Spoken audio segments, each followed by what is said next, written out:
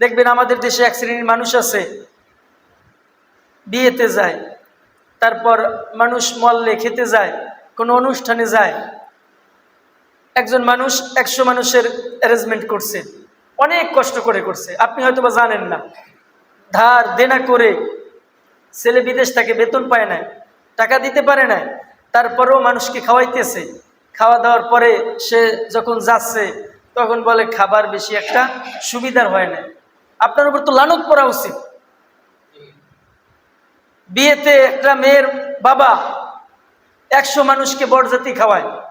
এজন্য যাদের ছেলে আছে তারা কখনো মেয়ের পক্ষকে বলবেন না যে 100 লোক নিতে হবে, এটা একটা অভিশাপ। 100 লোক নিতে হবে আপনার কথায়, সে তো পারে না 10 জনও, কিংবা এরকম আছে না? আপনি তার চাপ দিলেন, সে সমাজের চাপে পড়ে প্রথম মেয়ে টাকা নাই, সুদে টাকা আনছে, কি ভাই হয় না? লোন থেকে আনছে, ব্যাংক থেকে, এই টাকা দিতে দিতে সে নিঃস্ব হয়েছে, তারপরেও 2 কেজি গোস্ত খাইছে। রাস্তাঘাটে জনগণ জিজ্ঞেস করে খাবার কেমন হয়েছে, বলে সুবিধার না, পাক ভালো হয় না। কি ভাই আছে না? শিক্ষা গ্রহণ করেন, এটা মানুষ না।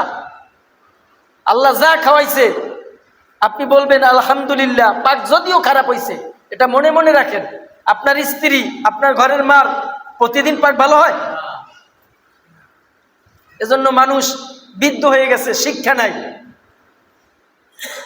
কি খাইছো? আরে বেটা না, পাক সুবিধার হয় না, বাবুর্চি ভালো না, ভালো হয়ে যাবে।